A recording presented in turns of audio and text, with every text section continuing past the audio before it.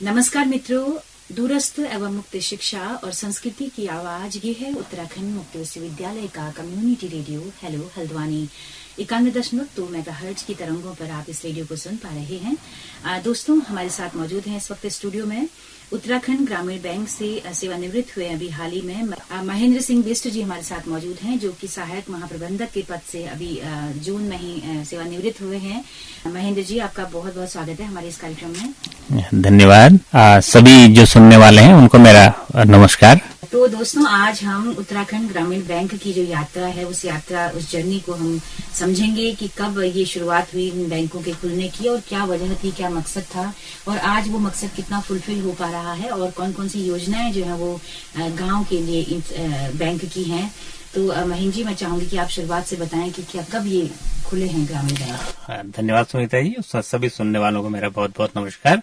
उत्तराखंड ग्रामीण बैंक से हूं मैं। वैसे पूरे देश भर में ग्रामीण बैंक हैं। सुनने में थोड़ा सा लगता है कि ग्रामीण बैंक क्या है, तो थोड़ा सा मैं जानकारी के लिए बता दूं कि सन 1969 में आप जानते हैं कि कुछ प्राइवेट बैंकों का राष्ट्रीयकरण किया गया, जिनको आज हम कमर्शियल नेशनलाइज कमर्शियल बैंक कहते हैं या राष्ट्रीयकृत व्यावसायिक बैंक जिन्हें कहते हैं, जिनको आप यूजुअली बैंकों के तौर पर जानते हैं यहाँ पर। तो 74-75 में भारत सरकार ने एक अध्ययन किया कि राष्ट्रीयकरण के बाद जो हमारे कमर्शियल बैंक हैं, क्या हमारी ग्रामीण जनता की बैंकिंग आवश्यकता की पूर्ति कर पा रहे हैं। और दूसरा था कि पूरे देश भर में कोऑपरेटिव बैंकों का भी एक नेटवर्क था, जिनको हम सहकारी बैंक कहते हैं।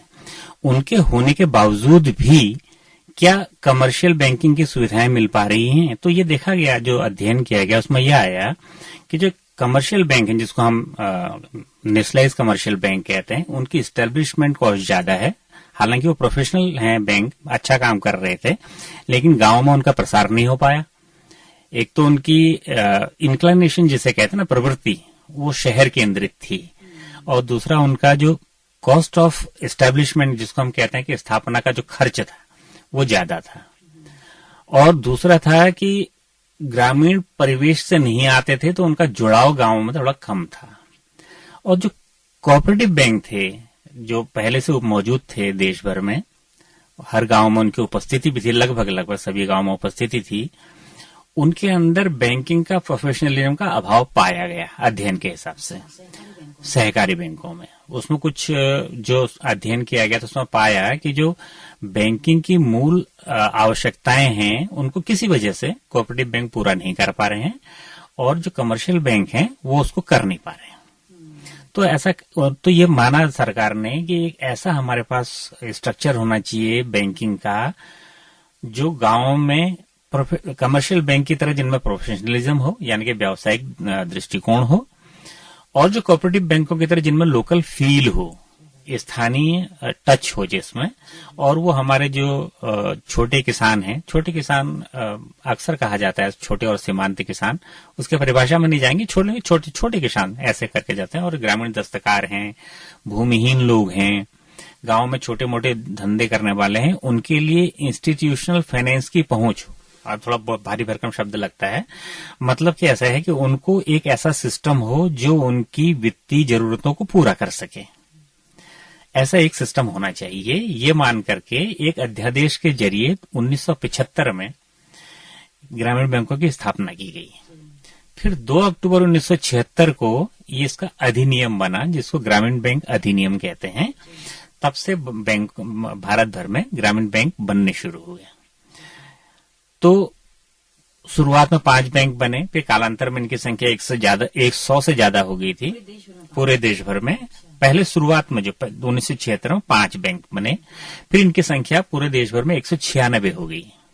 ठीक, तो फिर समय समय पर इनका अध्ययन किया। इसका जो बेसिक स्ट्रक्चर था, जो अधिनियम में था, वो ये था कि ये जो बैंक बनेंगे, किसी बैंक को शुरू करने के लिए पूंजी चाहिए होती है, कैपिटल चाहिए होती है।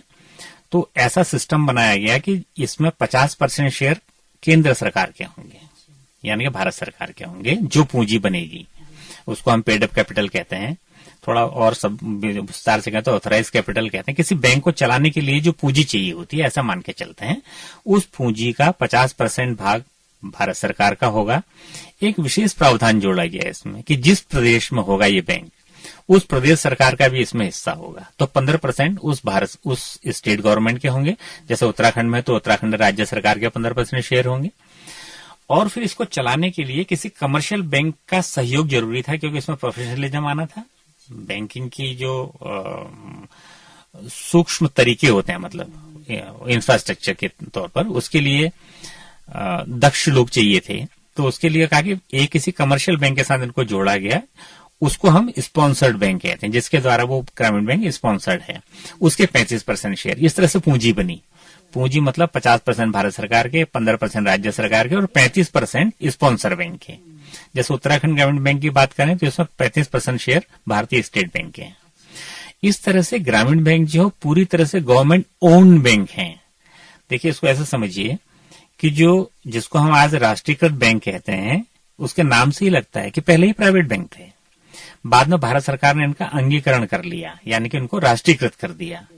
तो इसका मतलब हुआ कि इसमें भारत सरकार की पूंजी लगी है, बाकी पब्लिक की पूंजी है। ऐसा मोटा मोटा हिसाब से देखिए। लेकिन ये जो है ग्रामीण बैंक, ये पूरी तरह सरकार के बैंक हैं। 50% भारत सरकार के, 15% राज्य सरकार के, 35% किसी कमर्शियल बैंक का जो खुद नेशनलाइज्ड है, राष्ट्रीय बैंक है। तो इस तरीके से गवर्नमेंट ओन, ऐसी तो उसकी पूंजी बनी। फिर जब ये 196 ग्रामीण बैंक थे तो समय समय पर उनका अध्ययन होता रहा कि ये कैसा काम कर रहे हैं। तो 90 से पहले 89-90 में एक कमेटी बनी थी जिसने कहा था कि जिस काम के लिए ग्रामीण बैंक बनाए गए थे उसमें जितनी अपेक्षा थी उससे बढ़िया काम किया है। तो मेरे पास आंकड़े तो नहीं है ना, अदरवाइज मैं बताऊं कि जब ग्रामीण बैंकों की जो इस समय जमा है, इस समय वो कई लाख करोड़ में है। जो ग्रामीण, और ये छोटी छोटी बचतें हैं, इसमें बहुत बड़ा फंड नहीं है सरकार का या इसका किसी कॉरपोरेट का, बहुत बड़े फंड नहीं है। छोटी छोटी जमाओं से कई लाख करोड़ रुपए का डिपॉजिट है ग्रामीण बैंकों का, देश भर में देखा जाए। और लाइक वाइज कई लाख करोड़ रुपए का लोन दिया गया है। और ये लोन भी बहुत बड़े बड़े लोन नहीं है कि हमने इतने 1000 करोड़ रुपए का एक खाता हो गया, ऐसे नहीं है। छोटे छोटे लोन हैं जो छोटे दस्तकारों को, छोटे किसानों को, गांव में काम करने वाले छोटे उद्योग धंधे करने वालों को छोटे छोटे दिए गए लोन है। तो ये पाया गया कि इन्होंने बहुत बढ़िया काम किया है। फिर 1990 में जब नई इकोनॉमिक पॉलिसी आई देश में, तो ये कहा गया कि कोई भी व्यावसायिक प्रतिष्ठान है उसे अपने पैरों पर खड़ा होना होगा। ऐसा देखिए, इससे पहले जो ग्रामीण बैंक के बारे में कहा जाता था कि इस पर अगर होने वाला खर्च या अगर एक घाटा भी उठा रहे हैं तो ये कॉस्ट ऑफ डेवलपमेंट है, ये विकास पर होने वाला व्यय माना गया, उसको घाटा नहीं कहा गया। लेकिन नई इकोनॉमिक पॉलिसी आई तो कहा कि जो भी व्यावसायिक प्रतिष्ठान है उसे अपने पैरों पर खड़ा होना होगा, यानी कि उसे प्रॉफिट कमाना होगा। तो वो नियम यहाँ पर लागू हुए, तो उसमें कुछ सुविधाएं दी गई। जैसे कि अभी तक उनको कहा कहते आप अपने सेवा क्षेत्र में छोटे किसानों को, दस्तकारों को, भूमिहीनों को ऐसे लोन देंगे, तो उनके लिए लोन देने के बाकी दरवाजे भी खोल दिए गए। उसमें कुछ उनको स्पेसिफिक टारगेट ग्रुप करके एक नाम था, मतलब लक्ष्य समूह जिसे कहते हैं, वो उसको ही लोन देना था, वो बंदिशें हटा दी गई। कुछ उनको जो काम अभी तक नहीं करते थे, जैसे नॉन फंड बिजनेस कहते हैं बैंकिंग की भाषा में, जिसमें बैंक की पूंजी नहीं लगती लेकिन उसमें उसको पैसा लगा करके कमा सकते हैं, जैसे बैंक गारंटी देना होता है एक किस्म से, लॉकर्स होते हैं जिसमें पैसा नहीं दे रहे हैं किसी को लेकिन उससे बैंक की कमाई होती है कमीशन के तौर पर। ऐसी चीजों के लिए, मतलब ऐसे सेक्टर भी उनके लिए खोले गए और उनसे कहा गया कि आप अपने पैरों पर खड़े होइए। और ग्रामीण बैंकों ने जिस काम को करने में कमर्शियल बैंक को 30 साल लगे, उन्होंने उसको 8 साल में करके दिखाया। और ग्रामीण बैंक ने अगले 3-4 साल के अंदर मतलब जितने थे उसमें से अगर हम 25% को छोड़ दें, जो कि जिनके अपने कुछ रीजन थे, नॉर्थ ईस्ट के बैंक हो गए या छत्तीसगढ़ वगैरह के थोड़ा सा अशांत क्षेत्रीय जम्मू कश्मीर के बैंक हो गए, जहां बैंकों को काम करने के लिए बहुत अच्छा माहौल नहीं मिल रहा था, उनको छोड़ दे तो बाकी सारे बैंकों ने प्रॉफिट अर्न करना शुरू कर दिया। तो उसमें ये कहा गया कि साहब आप चूंकि इनके लिए क्षेत्र खोल दिए गए हैं और इनकी संख्या चूंकि 1 या 2 जिलों तक सीमित है, तो इसमें काम करने की स्थितियां में मतलब बहुत ज्यादा अच्छा नहीं है। तो इसलिए जो जिस समय बैंक की स्थापना हुई थी उस समय जो जिनकी अध्यक्षता में एक कमेटी बनी थी निर्माण करने के लिए, वो नरसिम्हन कमेटी कहा जाता है, उन्हीं की अध्यक्षता में फिर इनकी रिशेड्यूलिंग का, ग्रामीण बैंकों के पुनर्गठन का एक प्रस्ताव बना, कैसे कर सकते हैं। तो पहला प्रस्ताव जो था वो 2004-05 में आया, जिसमें 2006 तक था उसका बल्कि 6 से 12 तक था, उसमें उन्होंने ये कहा गया कि इनमें एक आसपास के बैंक हैं और एक ही स्पॉन्सर बैंक द्वारा चलाए जा रहे हैं। मतलब एक ही, जैसे उदाहरण के लिए उत्तर प्रदेश में अगर हम देखें तो उत्तर प्रदेश में 10 ग्रामीण बैंक बैंक ऑफ बड़ौदा के थे। तो उन्होंने कहा कि इनको अगर हम एक साथ मिला दें, क्योंकि ज्यादा फर्क पड़ेगा नहीं, क्योंकि उनका काम करने का तरीका, जो उनका स्पॉन्सर बैंक है वो एक ही है, लेकिन काम करने का दायरा बढ़ जाएगा। अभी एक एक दो जिलों में काम करते, हो सकता है 20 जिलों में काम करने लग जाएगा ये बैंक। उसको अमलगमेशन कहते हैं। जैसे अमलगमेशन और मर्जर में थोड़ा सा फर्क है। मर्जर हम उसे कहते हैं जहां एक बड़ी एंटिटी छोटी एंटिटी को अपने ऊपर मतलब अपने ऊपर अपने अंदर समा लेती है। अमलगमेशन का मतलब होता है कि दो अलग अलग एंटिटीज मिल करके एक तीसरी चीज को जन्म दे रहे हैं। तो ये कई चीजें जैसे उत्तराखंड, उत्तर प्रदेश में बैंक ऑफ बड़ौदा के द्वारा प्रायोजित स्पॉन्सर्ड 10 ग्रामीण बैंकों को मिला करके बड़ौदा उत्तर प्रदेश ग्रामीण बैंक बना। ऐसे ही उत्तराखंड में पहले 4 ग्रामीण बैंक हुआ करते थे। पिथौरागढ़ में पिथौरागढ़ क्षेत्रीय ग्रामीण बैंक हुआ करता था। गढ़वाल में पौड़ी वाला इलाका जो है वहां अलकनंदा ग्रामीण बैंक हुआ करता था। देहरादून, उत्तरकाशी, टिहरी वाला इलाके में गंगा यमुना ग्रामीण बैंक हुआ करता था। और नैनीताल, अल्मोड़ा, बागेश्वर, उधम सिंह नगर, इनमें मिला करके नैनीताल अल्मोड़ा क्षेत्रीय ग्रामीण बैंक 4 बैंक हुआ करते थे। तो जब पहला दौर आया पुनर्गठन का 2006 में, उसमें ये जो 3 बैंक थे, गंगा यमुना, पिथौरागढ़ और अलकनंदा, यानी कि गढ़वाल और पिथौरागढ़, इनका स्पॉन्सर बैंक स्टेट बैंक था। तो इन तीनों को अमलगमेट करके उत्तरांचल ग्रामीण बैंक बना। ये 2006 में बना। फिर उसके बाद जब पुनर्गठन का दूसरा रास्ता दौर चला, तो उसमें कहा गया कि साहब, जो एक अगर कोई छोटा स्टेट हो तो पूरे स्टेट में एक ही बैंक हो। तो उत्तराखंड वैसे भी छोटा स्टेट है और यहाँ 2 ग्रामीण बैंक थे। उत्तरांचल ग्रामीण बैंक जो पहले ही 3 बैंकों का संगठन था, और नैनीताल अल्मोड़ा क्षेत्रीय ग्रामीण बैंक। नैनीताल अल्मोड़ा क्षेत्रीय ग्रामीण बैंक का sponsor bank bank of Baroda था। तो बैंक ऑफ बड़ौदा को उसकी पूंजी लौटा दी गई, स्टेट बैंक ने अपनी पूंजी लगाई, और बैंक नैनीताल अल्मोड़ा क्षेत्रीय ग्रामीण बैंक और उत्तरांचल ग्रामीण बैंक का अमलगमेशन हो गया। उसका नाम पड़ा उत्तराखंड ग्रामीण बैंक। तो उत्तराखंड ग्रामीण बैंक का मुख्यालय देहरादून में है। ये 2012 में, 2006 में वो 3 बैंकों का हुआ। उत्तरांचल ग्रामीण बैंक 2006 में बना, 2012 में उत्तराखंड ग्रामीण बैंक बना। अब पूरे उत्तराखंड में एक ही ग्रामीण बैंक है, उत्तराखंड ग्रामीण बैंक। ये उत्तराखंड के 13 जनपदों, सभी जनपदों में इसकी 286 ब्रांचेस हैं। उत्तराखंड ग्रामीण बैंक की पूरे उत्तराखंड में कई सारी ब्रांचेस हैं, तो 286 ब्रांचेस हैं। अब दूसरा ये सवाल उठता था कि ग्रामीण बैंक नाम से लगता है कि साहब ग्रामीण बैंक हैं तो इनको टेक्नोलॉजी के साथ मतलब उतना सहज नहीं होते होंगे। ऐसा नहीं है। मैं बताऊं, उत्तराखंड ग्रामीण बैंक की 286 ब्रांचेस हैं, सभी सीबीएस पद्धति से जुड़ी हुई हैं। कोर बैंकिंग सिस्टम से मतलब होता है कि आप हल्द्वानी में बैठे हैं, आपका खाता उत्तरकाशी में है या पौड़ी में है, तो अपने खाते को यहां से भी संचालित कर सकते हैं। यानी कि एक तरह से नेट से जुड़ गए हैं सारे के सारे। ठीक है। हमारा जो उत्तराखंड ग्रामीण बैंक का मोबाइल नेटवर्किंग सिस्टम है, मोबाइल बैंकिंग सिस्टम है, वो इस समय सबसे ज्यादा सुरक्षित है और सबसे ज्यादा यूजर फ्रेंडली। हम मोबाइल बैंकिंग सुविधा भी दे रहे हैं, उत्तराखंड ग्रामीण बैंक दे रहे हैं, बहुत सारे बैंक दे रहे हैं। इंटरनेट बैंकिंग देते हैं। ठीक है। अब मनी ट्रांसफर के लिए आरटीजीएस, एनईएफटी सुविधा देते हैं। सभी सारी सुविधाएं जो है ग्रामीण बैंक दे रहे हैं। खोल सारी सुविधाएं ले सकते, बिल्कुल सारी सुविधाएं ले सकते हैं। और कोई भी ऐसा सेक्टर नहीं है अब जिसमें ग्रामीण बैंक का वित्तीय सहायता नहीं है। नहीं? कोई कहानी आती है कि जो हमारा पृथ्वी रॉकेट चलता है उसमें जो स्प्रिंग लगते हैं वो ग्रामीण बैंक के द्वारा फाइनेंस की गई कंपनी से लगते हैं। हाँ, ये मुझे किसी ट्रेनिंग में गया था, वहां जाके लगा था, अच्छा लगता है सुन करके। तो दूसरा ऐसा है कि अभी जब 2018 में 2017-18 में एक कमेटी ने ग्रामीण बैंक का अध्ययन किया था, तो उन्होंने ये पाया कि ग्रामीण बैंक को जिस उद्देश्य के लिए बनाया था उसमें उन्होंने अपेक्षा से बेहतर काम किया है। अब सवाल उठता है कि ग्रामीण बैंक में और कमर्शियल बैंक में इतना ज्यादा फर्क क्यों है, या ये अनोखा क्या करता है। एक वर्ड आपने सुना होगा, बीच में काफी कई साल हो गए हैं, मतलब उसको वित्तीय समावेशन के रूप में एक नाम आता है, फाइनेंशियल इंक्लूजन। मतलब ये हुआ कि हर बैंक के पास, हर व्यक्ति के पास बैंकिंग की सुविधाएं हों। उसके लिए 2014 में भारत सरकार ने भी जन धन योजना करके चलाया था कि सब बिना पैसे के खाता खोलेंगे। तो ये वित्तीय समावेशन, फाइनेंशियल इंक्लूजन में सबसे महत्वपूर्ण रोल ये माना गया कि वो क्षेत्रीय ग्रामीण बैंकों का है।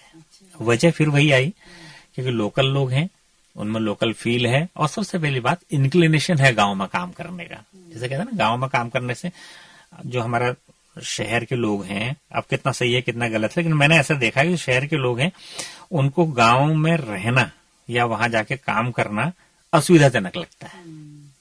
लेकिन हमारे क्षेत्रीय ग्रामीण बैंक की ब्रांचेस तो ऐसी हैं, अब तो खैर बहुत सब जगह कनेक्टिविटी हो गई है। अदरवाइज जहां मेरी पहली पोस्टिंग थी वहां तो बिजली भी नहीं थी, सड़क वहां थी, आखिरी टर्मिनल था वो, वहां एक बस, हाँ एक, मैं शामा में रहा, हाँ अब तो शामा से तेजम तक सड़क हो गई है।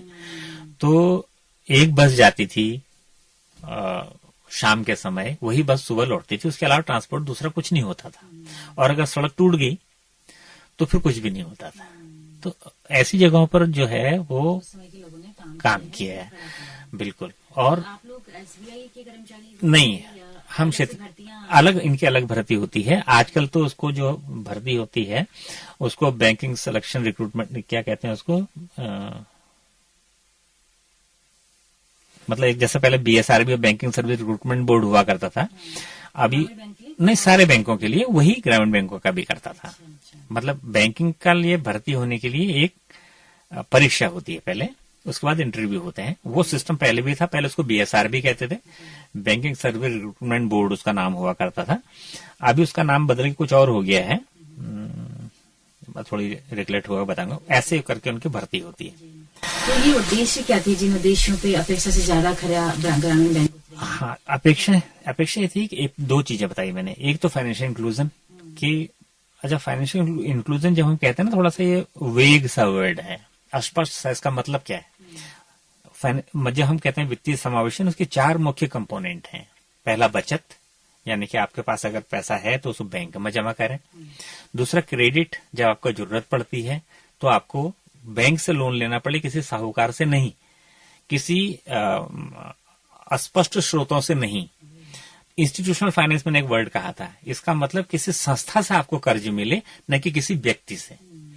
तो क्रेडिट, और तीसरा है माइक इंश्योरेंस। अब हमारे यहाँ अभी उसका बहुत चलन नहीं है, इंश्योरेंस को ज्यादातर लोग इन्वेस्टमेंट या निवेश की तरह देखते हैं, लेकिन इन्वेस्टमेंट भी उतना ही महत्वपूर्ण चीज है, इंश्योरेंस। और चौथा है ट्रांसफर ऑफ फंड्स, एक जगह से दूसरी जगह पैसा भेजना। ये 4 सुविधाएं अगर देते हैं किसी को तो हम कहेंगे इसको हम फाइनेंशियल इंक्लूजन में कवर कर रहे हैं। ये बेसिक कंसेप्ट है, 4 चीजें। तो पहली चीज तो ग्रामीण, जो आपका सवाल था कि ग्रामीण बैंकों ने ऐसा क्या किया, तो पहला तो ये है कि फाइनेंशियल इंक्लूजन में महत्वपूर्ण योगदान दिया। और दूसरा सवाल ये है कि जैसे हमको लोन देते हैं ना, कोई भी बैंक अगर किसी व्यक्ति को लोन देता है उसमें कुछ कॉस्ट आती है, वो समझ में नहीं आता है लोगों के। लेकिन जब भी हम कोई भी सेवा देते हैं बैंकिंग की, तो उसकी कुछ मूल्य होता है, कुछ कॉस्ट आती है उसमें। वैसे वर्ड में कहते हैं ट्रांजेक्शन कॉस्ट कहते हैं, लेकिन ट्रांजेक्शन कॉस्ट अपने आप में बहुत बड़ा वेग शब्द है, उसमें कई चीजें आ जाती हैं। लेकिन कुछ ये समझिए कि कोई भी हम काम करते हैं उसमें कुछ कॉस्ट आती है। तो अगर हम, जैसे कमर्शियल बैंक हैं, वो किसी स्टील कंपनी को 5,000 करोड़ का लोन देते हैं, वो एक प्रपोजल है। और वही वही बैंक जिसने 5,000 करोड़ का लोन दिया है, उसको कहा जाए कि तू गांव के एक लोहार को 50,000 का लोन दे, तब भी उसके लिए एक ही प्रपोजल है। तो कॉस्ट आती है ना जो, तो वो कॉस्ट उनके लिए बड़ी भारी भरकम हो जाती है कमर्शियल बैंक के लिए। क्षेत्रीय ग्रामीण बैंकों के लिए ये कॉस्ट कम है छोटे लोन देने में। कम क्यों है? क्योंकि उनका जो रेवेन्यू है, उनका जो लाभ है, वो यहीं से आना है। तो इसलिए वो छोटे छोटे लोन जो जिनकी जरूरत है उनको लोन देने का काम क्षेत्रीय ग्रामीण बैंक करता है, जिसको कमर्शियल बैंक नहीं कर पाते हैं या उनका इंक्लिनेशन नहीं है।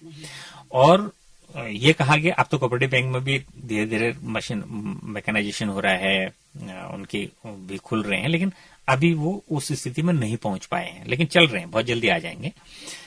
तो जो बैंकिंग का एक्सपर्टाइज होता है और जो कॉस्ट एफिशिएंसी होती है, इन दोनों को मिला करके जो रूरल इंडिया में क्रेडिट की भरपाई करी है, जरूरतमंद लोगों को लोन देने का काम था, वो सबसे महत्वपूर्ण क्षेत्रीय ग्रामीण बैंकों ने किया। और क्षेत्रीय ग्रामीण बैंक से लोन मतलब ऐसा नहीं कि हमने केवल गाय भैंस के लिए लोन दिए, टेक्नोलॉजिकल फर्म्स को भी लोन दिए हैं। ट्रेड में हमारे 50,000 के लोन से 50 लाख तक के लोन तक पहुंचने वाले ऐसी सफलताई कहानियां भी हमारे पास हैं। और वो छोड़ के नहीं गए, क्षेत्रीय ग्रामीण बैंक में ही रहे। उन्होंने पहले 50,000 का लोन लिया हमारे यहाँ से, और 10-15 साल में वो 50 लाख का लोन ले रहे हैं हमारे ही बैंक से।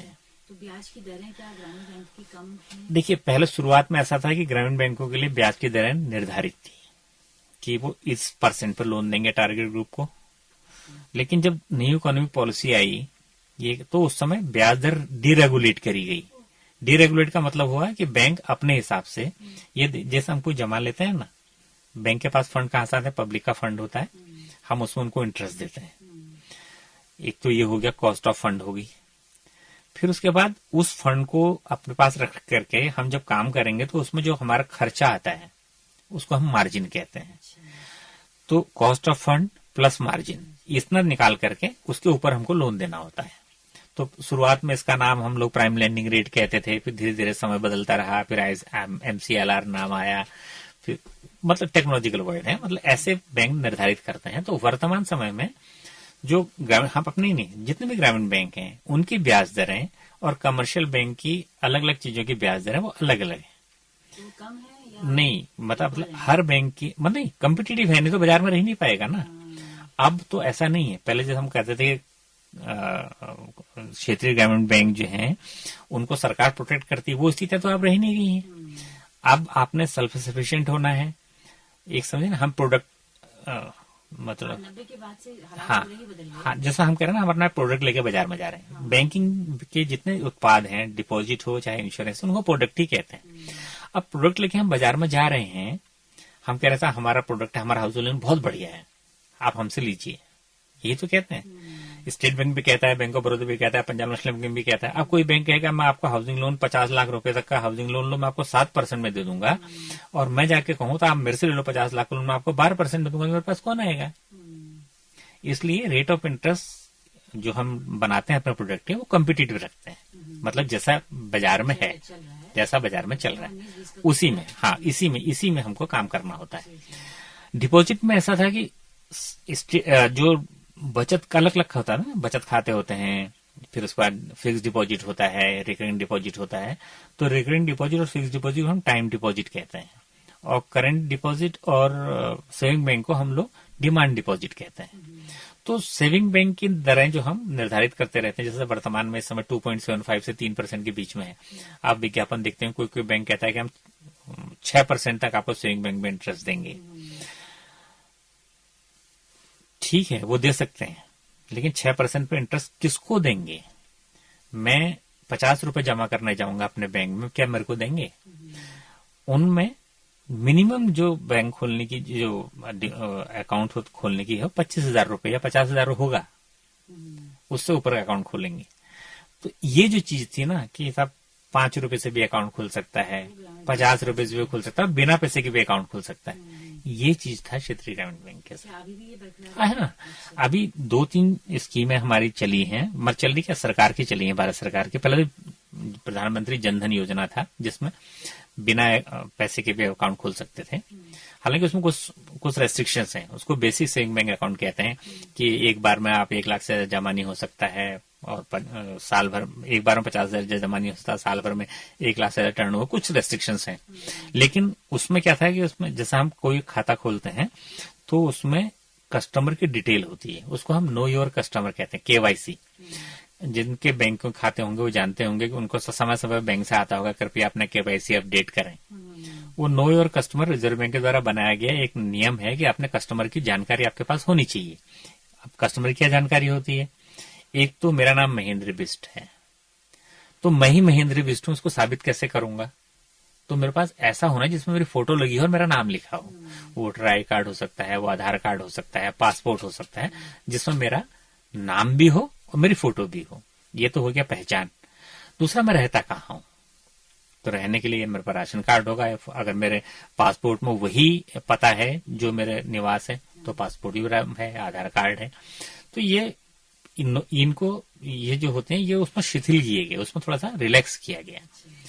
लेकिन अगर उसको ये जो जनधन योजना के तहत खाते खुले हैं उनको रेगुलर खाते में अगर बदलना है तो उसको फिर ये केवाईसी के नियम पूरे करने होंगे। एक तो ये हुआ। दूसरा, इंश्योरेंस की जो बात कर रहा था, एक बहुत अच्छी सुरक्षा बीमा योजना है जो भारत सरकार ने चलाई, तो मात्र 12 रुपए में 2 लाख रुपए तक एक्सीडेंटल इंश्योरेंस होता है, दुर्घटना बीमा। दुर्घटना की वजह से अगर किसी व्यक्ति की दुर्भाग्यवश मृत्यु हो जाती है या शारीरिक अपंगता हो जाती है तो एक इंश्योरेंस की तरह से एक सहारा मिलता है। उसकी जो है वो 12 रुपए में है, इसको सुरक्षा बीमा योजना कहते हैं। एक जीवन ज्योति योजना है, वही भारत सरकार की चलाई हुई है, उसमें 330 रुपए में 2 लाख तक का इंश्योरेंस है। एक किस्म टर्म इंश्योरेंस समझ लीजिए। किसी भी कारण से अगर कोई दुर्घटना होती है तो नामिती को 2 लाख रुपए मिलेगा। इस समय जितना फाइनेंशियल सेक्टर में जितने भी इंश्योरेंस हैं उन सबसे सस्ता इंश्योरेंस है ये। नहीं, सभी बैंकों के लिए लागू है, ये सरकारों का है। मैं कह रहा हूँ कि इसमें भी अभी देहरादून में एक मीटिंग हुई थी तो उसमें कहा गया था कि सुरक्षा बीमा योजना और जीवन ज्योति बीमा योजना में पूरे उत्तराखंड में उत्तराखंड ग्रामीण बैंक ने सबसे बैंकों से अच्छा काम किया है, प्रशस्ति पत्र दिया गया था। तो मैं कह रहा हूँ ग्रामीण बैंक ये वाला काम भी कर रहे हैं। तो ये कुछ मोटा मोटा था। अभी वर्तमान में तो ग्रामीण बैंकों की संख्या और कम हो गई है, 27, मुझे एग्जैक्टली याद नहीं, करीब इतना ही है, क्योंकि अमलगमेशन हुआ ना। मैंने आपको बताया 3 केस थे। पहला फेज था जब ग्रामीण बैंक की स्थापना हुई और प्रोलिफरेशन हुआ, 196 तक पहुंचे। दूसरा हुआ कंसोलिडेशन में पहले 2006 में हुआ, फिर उसके बाद 2012 में हुआ। तो 12 के बाद वाली प्रक्रिया अभी भी चल रही है। तो उसमें अब ये 27-28 ग्रामीण बैंक हैं, लेकिन नंबर ऑफ ब्रांचेस कम नहीं हुई। वो अच्छी बात है। वो ना, ऐसा नहीं हुआ कि हमने कुछ ब्रांच शाखाएं बंद कर ली, ऐसा नहीं हुआ। बड़ी शाखाएं बढ़ी ही हैं। अभी मोर देन 22,000 ब्रांचेस हैं ग्रामीण बैंक की पूरे भारत भर में। 200 जैसा मेरा था 286 हमारी हैं। ये सभी बैंकों के मोर देन 22,000 हैं अभी इस समय। और भारत के हर ब्लॉक में है, हर जिले में है। और तो अभी भी कोई क्या ऐसा कोई दोहरा रवैया, दोहरा भेदभाव जैसा कुछ है ग्रामीण बैंकों के प्रति? एक जो आम मानस में एक होता है कि अरे जब खाता खोलना ही है तो फिर SBI में खोलें या PNB में खोलें, तो ग्रामीण बैंक में क्यों जाएं? नहीं, धीरे धीरे बदलती हैं चीजें, ये ओवरनाइट तो नहीं बदलती हैं। क्योंकि मुझे याद है कि जब हम पहली बार अपनी ब्रांच खोलने गए थे, गांव वालों ने ही हमें शक की नजर से देखा था, क्योंकि उनमें उनका दोष नहीं है, उनको ठगा गया ना बार बार। ये चिट फंड कंपनियां गई और इन्वेस्टमेंट कंपनीज गई, उन्होंने लोगों के पैसे लिए फिर भाग गए। तो उनको हम सरकार का बैंक है ये समझाने में ही हमें टाइम लगा, उनका दोष नहीं था उसमें। तो ऐसे ही जैसे गांव के का जहां पूरे भारत में गांव में ग्रामीण बैंकों के ऊपर तो गांव वालों का तो अटूट विश्वास है। हालांकि हमारी ब्रांचेस शहरों में भी हैं। शहर के लोगों में हो सकता है कुछ लोगों में रिजर्वेशन हो, जो जानते हैं, उनमें शायद न हो। क्योंकि इतना मैं जरूर कह सकता हूं कि जहां तक कस्टमर सर्विस की बात है, उसमें कोई कमी, कस्टमर सर्विस बेस्ट है ग्रामीण बैंक की। कि असल में ऐसा है ना कि जैसे बैंकों के लिए कहा जाता है कि आपको 2-3 चीजों पर ध्यान देना होता है। एक तो कस्टमर रिलेशंस होता है, दूसरा एम्बियंस, दिखावा कैसा दिखना चाहिए, और टेक्नोलॉजी, कुछ चीजों पर जिन पर ध्यान जाता है। एक तो एम्बियंस, वो पहले कैसा दिखता है। तो हमारे जो ग्रामीण बैंक की ब्रांचेस शहरों में हैं, वो किसी भी कमर्शियल बैंक की शाखा से 19 नहीं है ना। तो बहुत बढ़िया एम्बियंस है, लोकेशन भी अच्छी है, बहुत बढ़िया एम्बियंस है, अच्छा फर्नीचर है, अच्छे काउंटर हैं। और दूसरी जो सबसे इन सब चीजों के बाद बहुत अच्छा हो, लेकिन आपसे बात करने वाला, जिससे आपने बात करनी है, वो बात करने वाला अगर आपकी बात को नहीं सुनता है या इग्नोर करता है या रूड बिहेवियर करता है, तो किस काम का एम्बियंस? कस्टमर सर्विस, वो मैं कह सकता हूँ कि हमारे मतलब ग्रामीण बैंकों की बेस्ट है। ठीक, टेक्नोलॉजी मैंने बताया किसी से कम नहीं है। सारी जो टेक्नोलॉजिकल सुविधाएं दूसरे बैंक दे रहे हैं, वही सुविधाएं ग्रामीण बैंक भी दे रहे हैं, क्योंकि उनको अनुमति है इस चीज की। वो इंटरनेट बैंकिंग दे रहे हैं, फंड ट्रांसफर कर रहे हैं, मोबाइल बैंकिंग दे रहे हैं, सारे काम कर रहे हैं। अब कुछ चीजें फर्क पड़ जाती हैं। कस्टमर सर्विस की जब बात आती है, ये ह्यूमन नेचर है। जैसे हम कहते हैं ना, बिजनेस तो इनको भी चाहिए। तो कोई आदमी आता है बढ़िया सूट पहन करके, है बढ़िया लच्छेदार अंग्रेजी बोलता है, तो यूजुअली क्या करते हैं, हम उसको चेयर ऑफर करते हैं, चाय के लिए पूछते हैं, तो हमको लगता है कि हमारा बहुत बढ़िया कस्टमर है। और गांव को कोई आदमी आता है जिसके पजामा भी थोड़ी मैली है, तो उसको ऐसा देखते हैं क्यों आ गया है खाली टाइम खोटी करने के लिए। तो ये मैं कह सकता हूं कि ग्रामीण बैंक में कम से कम ये भेदभाव तो नहीं है। तो उनके लिए कस्टमर, वो जो पजामा पहन के आया था या जिसको बहुत बढ़िया बोलना नहीं आता है वो, और जो सूट पहन के महाशय आए हैं जो आपको निगोशिएबल इंस्ट्रूमेंट की 2-1 धाराएं भी पढ़ के सुना सकते हैं, वो और वो बराबर के कस्टमर है। तो ये महत्वपूर्ण है। ये तो इसलिए मुझको लगता है, यहाँ पर देखते हैं कि बैंकों में बिहारी मजदूर लगे हैं बैंक पे, उनके पास एक दिन की दिहाड़ी काट के वो वहाँ पर आए होते हैं, और अमूमन वो लुंगी में या बिल्कुल एकदम बहुत ही साधारण। मैं ऐसा होता है ना, देखिए उनको भेजना होता है पैसा बिहार ना, मतलब अपने गाँव जहां से भी आए हैं वहां भेजना होता है। और यूजुअली बैंकों में उनसे कहा जाता है कि तुम्हारा यहाँ खाता नहीं, हम नहीं खोलेंगे। मैं अपनी एक ब्रांच में गया था, मैं वैसे नहीं गया था, ऐसे ही गया था, बैठा हुआ था, तो वहां पर 3-4 बिहार के लोग आए, और जो वो जो हमारी क्लर्क बैठी थी काउंटर पे, उसने बिना पूछे से नकद में उनका वो एनएफटी किया। हाँ, मुझे बहुत अच्छा लगा। तो मैंने उसको कहा भी, आई एम वेरी ग्लैड, मुझे बहुत अच्छा लगा, अप्रिशिएट किया मैंने उसको। तो ये चीजें है ना, ये किसी ने सिखाया थोड़ी था उसको, ये इनग्रेन्ड आती हैं कि हम किसके लिए हैं यहाँ पर। हाँ, यस, ये जब हमारे यहाँ के सारे ग्रामीण बैंकों में जो भर्ती होती है, वो आते तो अब मैं बता रहा था कौन था, आईबीपीएस नाम है उसका, जो पहले बीएसआरबी था, उसका आईबीपीएस है, Indian banking personal selection board, ऐसा कुछ ना, आईबीपीएस नाम है। आईबीपीएस से जब सेलेक्ट होकर आते हैं रिटर्न एग्जाम करके, फिर उसके बाद इंटरव्यू होते हैं, उसके बाद जब आते हैं बैंक में, तो उनका एक इंडक्शन कोर्स होता है। उनको जैसा नाम से ही है, एक छोटा सा प्रशिक्षण होता है। वो कभी कभी तो 1 हफ्ते का होता है, कभी 2-3 दिन का भी होता है, उसके हिसाब से। तो उनको जो आता है वो यही बताते हैं। पहली बात तो ये है कि आप बैंक में क्यों आए। तो कुछ लोग होते हैं ना आदर्शवादी, साहब बैंकों को हमने गांव की सेवा करनी है, भारत माता ग्राम वासिनी, नथिंग लाइक दैट। आप बैंक में नौकरी करने आए हो, आपने पढ़ाई कर ली थी, you needed a job with a dignity, ऐसा जॉब चाहिए, सम्मानजनक आपको नौकरी चाहिए थी, इसलिए आपने बैंक चुना। ये बाकी चीजें बात की हैं। लेकिन आपने अगर ग्रामीण बैंक चुना है तो आपको गांव में जाना होगा। गांव में जाएंगे तो आपकी जो संचित पूंजी होगी वो क्या होगी, आपके जाने के बाद आपको लोग कैसे याद करते हैं। आप जब वहां से, ऐसा ना कि आप जहां जा रहे हैं वहां हमेशा के लिए नहीं जा रहे हैं, 2 साल बाद 3 साल बाद, ये बैंकों में होता है, ये ट्रांसफर होना ही होना है आपका।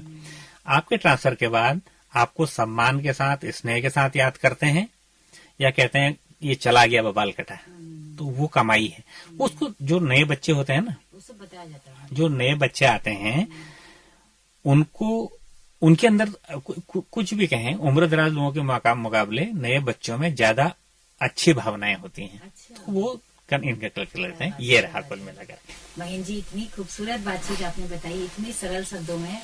मुझे लगता है कि हम बहुत सारी चीजें हमने सीखी हैं, और बहुत चीजें हमने, बहुत वर्ड्स, बहुत वोकेबलरी, बहुत सरल भाषा में आपने बताई। तो मुझे लगता है कि आज के एपिसोड में हमारे तमाम लिसनर्स हमें सुन रहे हैं, हमारे श्रोता, उनको भी समझ आया होगा कि ग्रामीण बैंक क्या थे, क्या कैसे आज वो पूरा कम्पीट कर रहे हैं, और कम्पीट करते हुए बेहतर सुविधाएं दे रहे हैं। तो बहुत अच्छी बातचीत आज की रही है, और आगे भी बैंकिंग सेक्टर से जुड़ी हुई चीजें आप जानते हैं। जरूर। और जितने भी सुनने वाले हैं उन सबसे मैं ये कहना चाहूंगा कि किसी भी बैंक में हो, अपना खाता जरूर खुलवाएं। अगर नहीं खुलवाया है तो बहुत सारी सुविधाएं मिलती हैं बैंक से, उनका फायदा उठाएं। और आपको भी बहुत बहुत धन्यवाद। बहुत शुक्रिया जी। तो दोस्तों, श्रोताओं, आप सभी का भी बहुत बहुत शुक्रिया इस कार्यक्रम में अंत तक हमारे साथ बने रहने के लिए। आपको ये बातचीत कैसी लगे हमें जरूर बताइएगा। हमारा यूट्यूब चैनल है, फेसबुक पेज है, हेलो हल्द्वानी नाम से। आपके फीडबैक का हमें बहुत बेसब्री से इंतजार रहेगा। इसी के साथ अपने रेडियो मित्र सुनीता भास्कर को दीजिए इजाजत। नमस्कार।